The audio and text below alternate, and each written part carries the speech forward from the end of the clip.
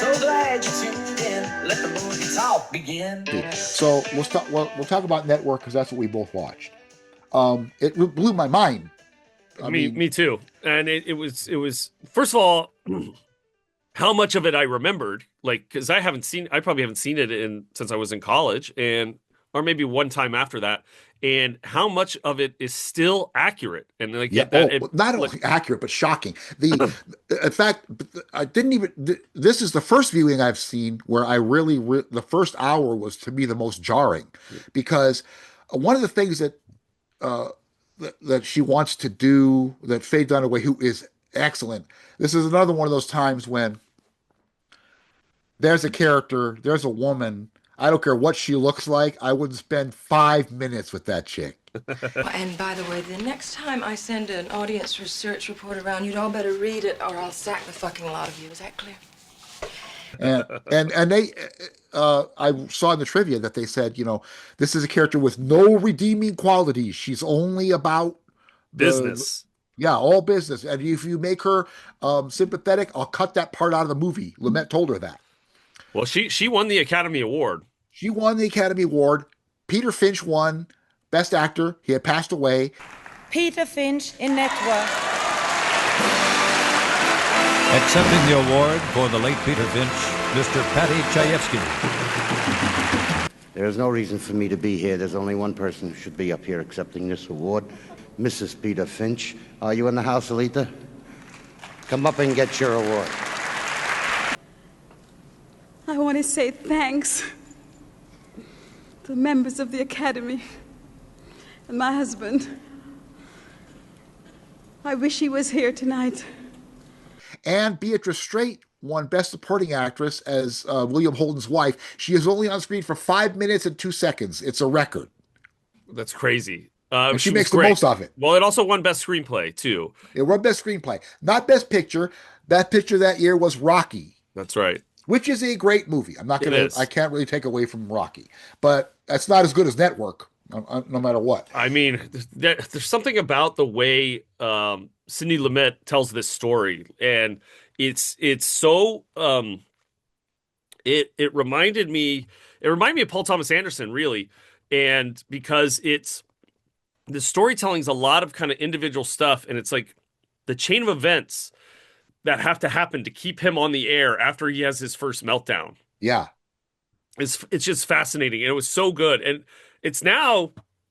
He's like every other newsman. Like that's how the news is now. Like it was predicting that. Yeah, Lumet and Chayefsky say this was not Paddy Chayefsky, by the way, is a screenwriter.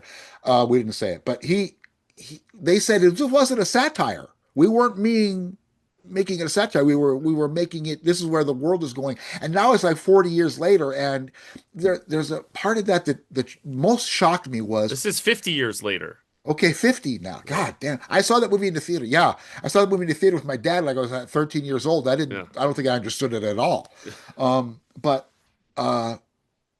the part where they show that the Ecumenical Liberation Army is videotaping their bank robberies. Yeah. I'm like, this is the entire world now. Yeah, it really is. She says, we want you to film more of your robberies so we can put them on TV. And now it's literally all fucking day long. All you got to do is pick up your phone and you're going to see the most violent shit you want that's real on your phone. Do you think, again, coming back to Paul Thomas Anderson, do you think that inspired him for One Battle After Another? Like part of it reminded me of the way it was shot, those scenes, like it just kind of reminded me of it. Yeah. I love One Battle After Another. I know it's getting a lot of shade now because everybody's saying, "Oh, well, if Sinners doesn't win, it's racist." And I don't think Sinners is as good as One Battle After Another, as much as I love Sinners. You can see that. I mean, obviously, if Paul Thomas Anderson, we know he really holds Robert Altman in high esteem. I'm sure he holds Sidney Lumet. Those are some of the most iconic movies of the 70s, and Network is too. I remember so back in the 90s when Rodney King got beat up, and remember the first time you saw that footage, how nauseating. Yeah, it was horrific. And then, of course, we saw it 100 times, and it got less nauseating after that. I remember Ted Koppel, who used to have Nightline late at night. And so this is back in the 90s. And at those days, there were no cell phones yet, and there were no smartphones, certainly, but there were digital cameras that people were using a lot. You could use them personally all the time.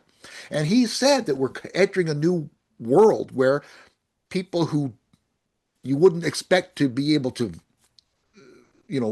chronicle something, just have it in their hand and they could film something that's going on. That's why when those cops beat up Rodney King, they didn't know they were being filmed. And, well, now they all have to expect it. Like, you have to always expect it. And so the fact that was in the beginning of that movie, I'm like, oh my God, that's literally the world right now. And it's and the ratings thing already. I'm beginning to think that all politics, left and right, that we have to constantly hear about all fucking day long is because it's the media companies that are literally running the world. Yeah. Well, yeah. They need clicks. Not they to get need money. Yeah, it's not to get it's rage bait. Not to get too political, but it's like it's Americans agree on way more stuff than they disagree on, but why focus on the agreement? Everybody just focuses on what they disagree. And it's like these media companies are just pinning people against each other.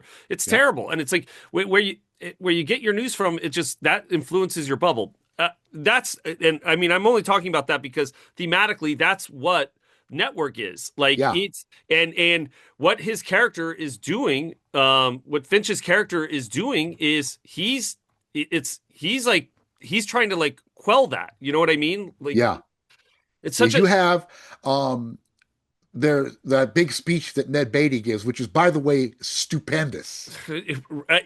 First of all, Ned Beatty is excellent in the movie. I know he's not in it that much, but it's in one scene. It's literally one monologue, and he commands that scene though. Like he's so good. And you will atone. Am I getting through to you, Mr. Beale? And Peter Finch, like, look, I know that character, it was super bombastic and like kind of over the top, and like especially when he becomes this prophet and he's like super animated and stuff, and that gets all the accolades. But man, William Holden is just as good in the movie. Yeah, he is. Like, he's subdued. He's very introspective, and he has some great scenes. He was really good. I mean, he was. I loved him. It flashed on me because while I was watching Network, I forgot that how much we raved about Holden in Stout Like 17. I know. It's the same. It's as soon as I saw him, it was like that's immediately what I thought about too. Like, so when I was a kid in those days, those are the reasons I knew William Holden. Holden was his movies in the 70s, which he was getting old. So he was in Towering Inferno. He was in SOB, Blake Edwards, which I need to own. That's not a great movie, but I love it. I need to get it, and I need to watch that again. He was in he's in Damien Omen 2. He takes the Gregory Peck version of that. He's great too. I mean, depending on how far you want to go back, I mean, he's in Sunset Boulevard and Sunset. Well, yeah, because we were talking. That's another Billy Wilder. We didn't add that to our Billy Wilder list. We probably should have. SOB I watched during the pandemic. I had never seen it, and that's a great movie. It is. It's got every kind of comedy in it. At the time, I thought Richard Mulligan was Oscar worthy in it. He is sensational. Yeah, and Julie Andrews. Julie Andrews nudity. Yeah, and it has a ton of character actors. And that movie has a lot of nudity. It's very raunchy, but it's got everything from slapstick to wordplay to sex farce. It's uneven, but it's really a one of a kind movie. Yeah, it is. It is. I recommend that movie. But going back to Network too. Shout out R.I.P. Robert Duvall too. Like, my God, I forgot how much he was in the movie. Yeah, and a great character, like a villain almost. Oh, he's a jerk. Yeah, he was a real dick. Yeah, he was great in it. So let me ask you this: I looked it on the trivia, and the trivia is fascinating, and it's a lot of it. There is. So there's something I heard years ago, and I've always taken it to heart, but it wasn't in the trivia. And I'm not sure if it's true.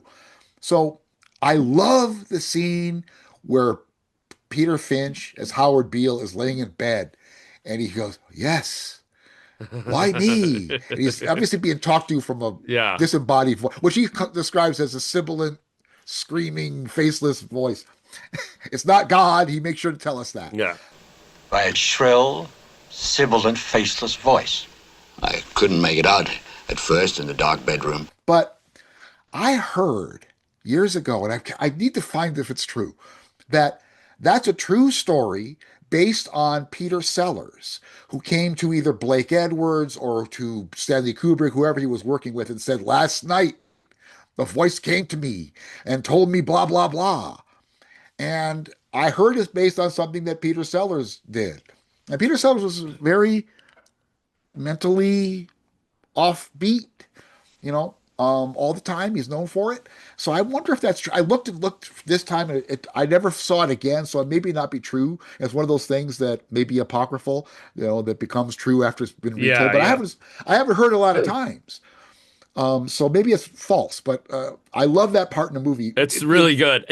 I forgot there's a lot of funny scenes. Yeah. And one of the funny scenes I laughed at, I wrote this down, was when the revolutionaries are doing the script negotiation about the movie. Yeah. And they're going back and forth with all those movie terms. I thought that was really funny. And then, they knew what they were talking about at that point. I love that lady in that. I love it when Duvall says to Howard Beale, he says, he goes, we want you to be a prophet. And he says, why me? And he goes, because you're on TV, dummy. Yeah, which is what the voice also told him. Yeah. And I said, why me? And the voice said, because you're on television, dummy. The voice told him that in his dream or whatever it was. He wasn't dreaming. He was wide awake. Oh, it's so cool. Peter Finch really unfolds in that whole movie. Oh, it's weird because at first he's doing a real public service, like where he's yelling and he's like, get mad, and like he's trying to rile people up, and he's telling them how bad the networks are, and that they're ruining people, but then he becomes almost possessed as as this prophet, and he starts to really believe that he's a prophet. When they start doing the TV show where the psychic is there and they spin him around, and it's real theatrical. Yeah. And then, spoiler alert, but when they kill him at the end, it's still, they tell you that they're going to do it. It's one of these things that movies do sometimes. They tell you what's going to happen, but it's still jarring when it happens. So what do we do about this Beale son of a bitch? I suppose we'll have to kill him. Like they say, kill him. Let's have him killed, because you don't. Yeah, it's even jarring that they say that. Yeah, they're not talking with. It's not a euphemism. It's, I guess we're going to have to kill him. Yeah, but when I first saw it, I thought they were kidding around, and then when you see it, and they're like, no, they weren't kidding. They have him killed, and there's this. I don't know if you've seen them. It reminded me of this, and I know they're two different films and two drastically different scenes, but it reminded me of that movie Sicario. Which I don't know if you've seen it. It's a Taylor Sheridan movie.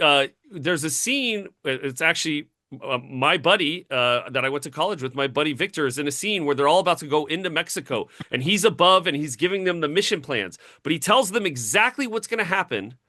Like when they go into Mexico and get that guy and have to bring him back over the border, he tells them exactly what's going to happen, and then it exactly happens, and it's still like thrilling. You're still like, holy shit, because you don't know what's going to happen, really.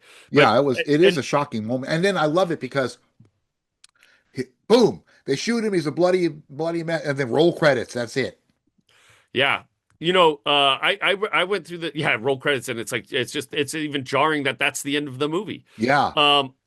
There is I did read this bit of trivia that I thought you would like, is that this is the last movie to receive 5 Academy Award nominations for the acting categories. Really? Yeah. And William Holden didn't win, but he was nominated up against Finch. And so they couldn't both win, but he's also, I also read in the trivia that, and I didn't realize it, that Diana, played by Faye Dunaway, never has any scenes with Howard. Yeah. Yeah. They don't have any scenes at all together. She just talks about him. Yeah. Anyway, not only is it shocking in its prescience, but it's also very entertaining. And yeah, it's really funny. I love the scene when she's having sex with William Holden. He doesn't talk at all. Yeah. And I actually watched it a second time, and she's talking about ratings and stuff, and how she's negotiating. Well, she has an orgasm talking about. Yeah, it's talking about the TV, but she said, not to cut you off, but she says that in the scene before, when she's in his office, is like, I'm like a guy during sex. I talk during it, it gets over quickly, and once it's over, I'm done. She's like, and then I put on my clothes and leave, and then it's like, that's exactly what happens. Yeah, she's a cold fish in that movie, man. Yeah, she is. She's great. She was really Great great. movie, and just got. I mean, that's one of those scripts you sell your soul for. Yeah. I mean, Oh you my. cannot beat it. No, it's like you said. It's a masterpiece. Like it's one of those movies. It still holds up. It looks. It more than holds up. Oh yeah, yeah. It's Owen Roisman is the cinematographer, and it's beautiful. I remember the scene with Ned Beatty and like the green lamps everywhere. Yeah, it's really shot, neat. It's That big shot conference perfectly. table. Yeah, yeah, really cool.